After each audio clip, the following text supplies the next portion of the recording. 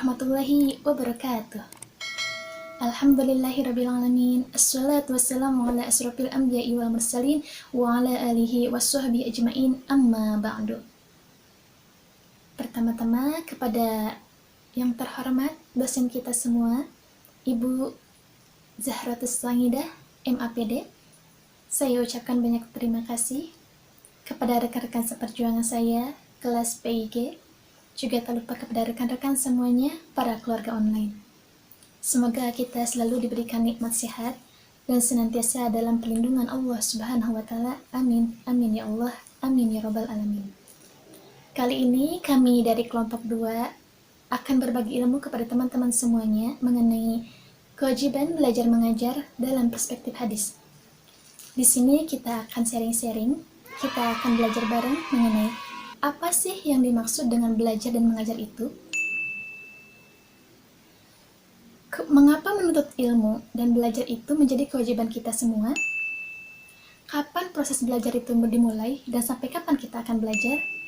Lalu bagaimana kaitan hadis dengan kewajiban belajar dan mengajar?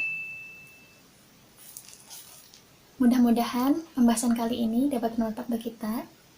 Maka daripada itu, tonton video ini sampai selesai dan jangan sampai di skip.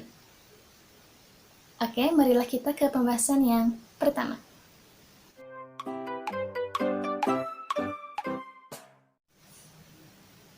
Nah teman-teman, apa sih yang dinamakan dengan belajar itu? Belajar adalah perbuatan untuk memperoleh kebiasaan, ilmu pengetahuan, dan berbagai sikap. Belajar juga bisa diartikan sebagai suatu perubahan di dalam kepribadian yang menyatakan diri sebagai pola baru dari reaksi yang berupa kecakapan, sikap, kebiasaan, kepandaian, atau suatu pengertian. Lalu bagaimana dengan karakteristik belajar itu sendiri? Belajar itu perubahan yang relatif menetap dan terjadi karena adanya pemahaman atau pengalaman. Tentu saja perubahan itu tidak terjadi secara begitu saja, melainkan harus adanya usaha atau ikhtiar dan terjadi akibat adanya interaksi dengan lingkungan. Nah teman-teman, belajar juga dapat kita laksanakan atau dapat berlangsung kapan saja, di mana saja, dari siapa saja, dan dengan apa saja. Kemudian, hasil daripada belajar. Di sini ada 3 poin. Yang pertama yaitu kognitif, yang kedua yaitu afektif, dan yang ketiga itu psikomotorik. Yang pertama yaitu kognitif, perilaku yang merupakan proses dari berpikir atau hasil dari kerja otak. Yang kedua yaitu afektif, perilaku yang dimunculkan dengan sebagai kecenderungan untuk membuat pilihan atau keputusan untuk beraksi dalam lingkungan tertentu. Dan yang terakhir yaitu psikomotorik, yaitu perilaku yang dimunculkan oleh hasil kerja fungsi tubuh manusia. Karena belajar itu learn to know, learn to do, learn to be, dan learning to live together. Selanjutnya teman-teman, ke pembahasan yang inti ini. Bagaimanakah pandangan Islam mengenai belajar? Namun sebelumnya, teman-teman pasti sudah tahu kan bagaimana perbedaannya antara fardu ain dan fardu kifayah. Benar, fardu ain adalah amalan yang wajib dilaksanakan oleh setiap muslim tanpa bisa diwakilkan. Sedangkan fardu kifayah adalah amalan yang dilaksanakan dan wajib dilaksanakan oleh sebagian muslim. Jika sudah terlaksanakan, maka gugurlah kewajiban bagi umat muslim yang lain. Sebagai contoh, sholat menjadi fardu ain karena sholat itu tidak bisa diganti di waktu yang lain dan tidak bisa diwakilkan oleh siapapun. Kemudian, contoh dari fardu kifayah yaitu yang paling populer di sini, ya, jenazah atau mengurus jenazah. Apabila sudah ada yang melaksanakannya, maka gugurlah kewajiban bagi umat Islam yang lain. Nah, ilmu agama yang hukum mempelajarinya fardu ain inilah yang dimaksud sabda Nabi Shallallahu Alaihi Wasallam. Talabul ilmi faridatun ala kulli muslimin. Mencari ilmu itu wajib bagi setiap muslim. Jadi, mencari ilmu itu wajib bagi setiap muslim. Siapa saja di antara kalian yang mengaku sebagai seorang muslim, maka wajib bagimu untuk mencari ilmu.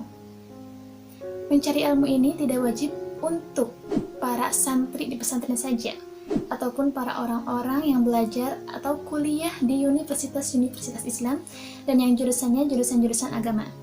Tidak, tentu saja tidak. Belajar ilmu adalah wajib bagi setiap muslim. Tapi teman-teman, yang dipelajari di sini tidak semuanya ilmu agama. Karena ilmu agama itu sangat luas.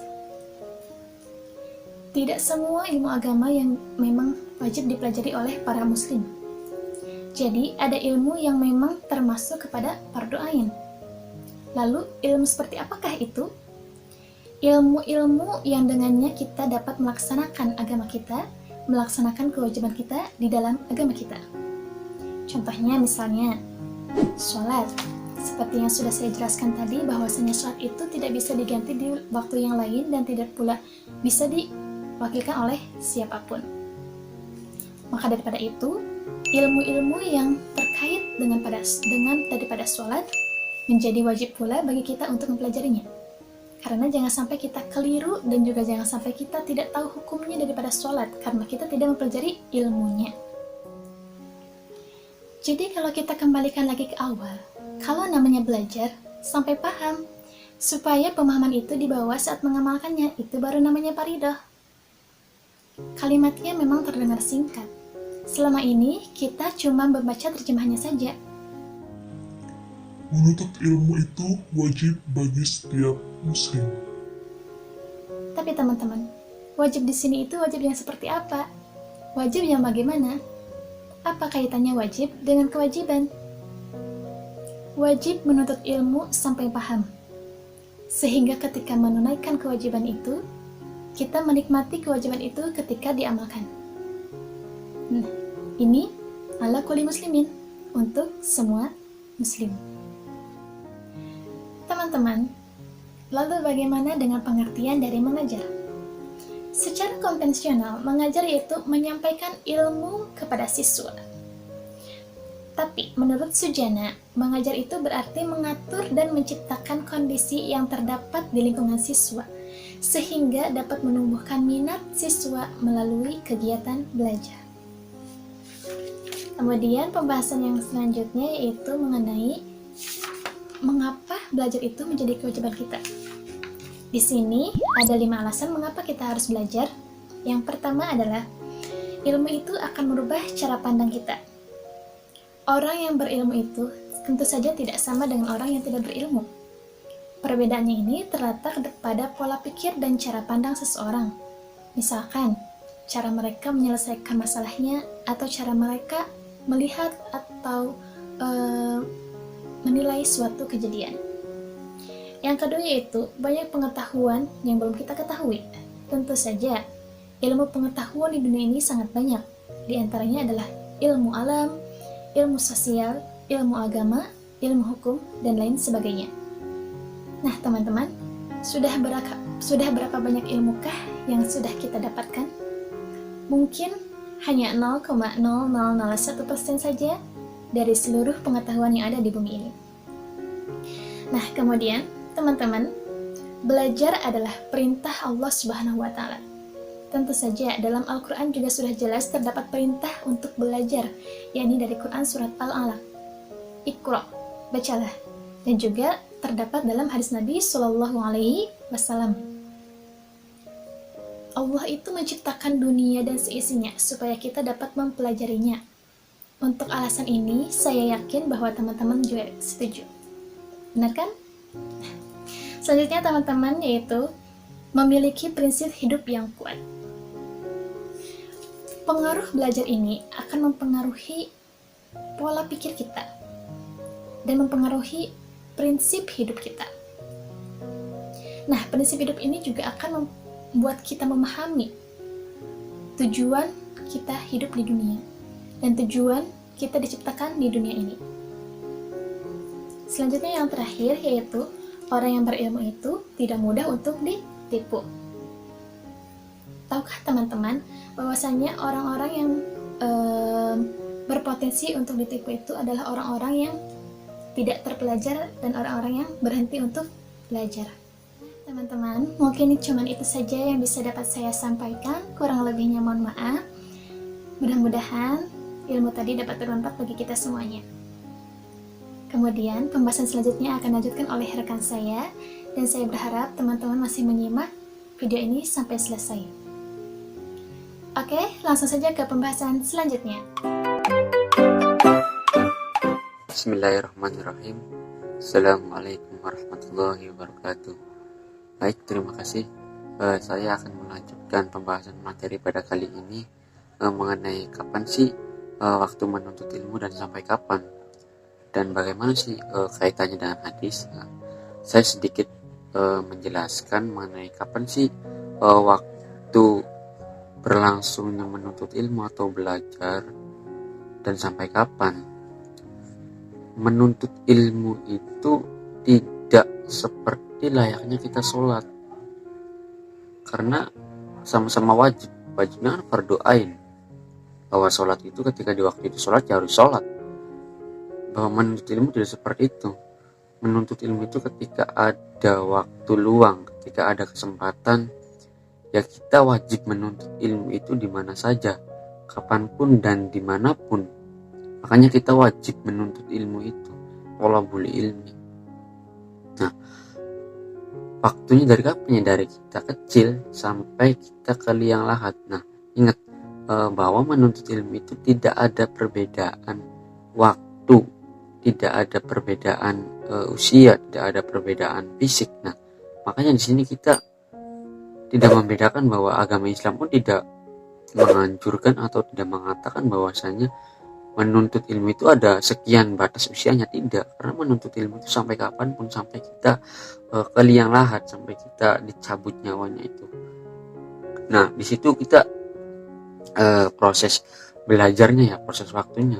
Proses mengajarnya bagaimana ya? Proses mengajarnya kita itu ketika kita mendapatkan ilmu, kita ada fasenya ya, ada fase di mana kita belajar itu ketika kita ambil contoh di pendidikan formal. Ada TK, terus ada SD, terus ada SMP, terus ada SMA. Nah, kita ada fasenya, ada tingkatannya, terus ada universitas ketika kita melanjutkan perguruan tinggi. Nah, ketika kita banyak belajar hal ke dunia luar, kita banyak hal mencari ilmu, maka kita akan semakin luas, dalam artian wawasan kita semakin luas, potensi kita akan semakin bertambah dalam artinya kita kapasitas kita dalam keilmuan seperti ini. Nah, kita belum tentu mengetahui ilmu lain di luar sana. Makanya ada kata pepatah, tuntutlah ilmu sampai ke negeri Cina. Nah, itu kata pepatahnya, bahwa kita itu menuntut ilmu bukan hanya di ruang lingkup di sini aja, melainkan dari luar negeri kemanapun kita bisa menuntut ilmu, dalam alasan kita ada waktu luang, ada kesempatan. Proses mengajarnya ketika kita mendapatkan ilmu tersebut, kita wajib mengamalkan, kita wajib mengimplementasikan apa yang kita dapatkan, apa yang kita hasil belajar itu, hasil proses itu. Kita implementasikan kepada siapa? Entah itu kepada nanti ke masa depan, kepada anak-anak kita, kepada istri kita, pokoknya kepada keluarga kita. Kan seperti itu. Kita implementasikan kepada masyarakat. Maka ada banyak yang mengambil moto khairun nas anfa'uhum linnas, sebaik-baiknya manusia ialah yang bermanfaat bagi manusianya. Itulah kuncinya. Lalu bagaimana dengan kaitan dengan hadisnya? Hadisnya itu berkaitan bahwa carilah ilmu dari buayan sampai ke liang lahat. Artinya apa? Artinya yang sudah saya katakan tadi, bahwa menuntut ilmu itu tidak ada batas usia dan tidak ada batas apapun gitu. Kita wajib menuntut ilmu itu sampai ke liang lahat, sampai kita tidak mempunyai nafas untuk kita belajar di dunia. Makanya menuntut ilmu itu wajibnya di sini. Apalagi kita sudah tahu ilmu agama kita wajib menuntut dan mengimplementasikan ilmu yang kita dapatkan gitu. Sebenarnya kita banyak yang kita harus jelaskan itu sebenarnya banyak mengenai menuntut ilmu, belajar dan mengajar. Kita tidak cukup 1 jam 2 jam untuk berbicara, untuk mendiskusikan menuntut ilmu itu. Ya, kita itu butuh waktu yang sangat lama, butuh waktu yang proses. Makanya banyak diskusi publik yang membahas tentang keilmuan, menuntut ilmu. Mungkin itu saja yang bisa saya sampaikan, hanya sedikit, tetapi ya begitulah. Mungkin ada salah kata ataupun apa, mohon dimaafkan karena di sini saya juga belajar. Ketika saya tadi salah mengucapkan, tolong dimaafkan, tolong dibenarkan. Terima kasih. Wallahul muwaffiq ila aqwamit thoriq. Wassalamualaikum warahmatullahi wabarakatuh.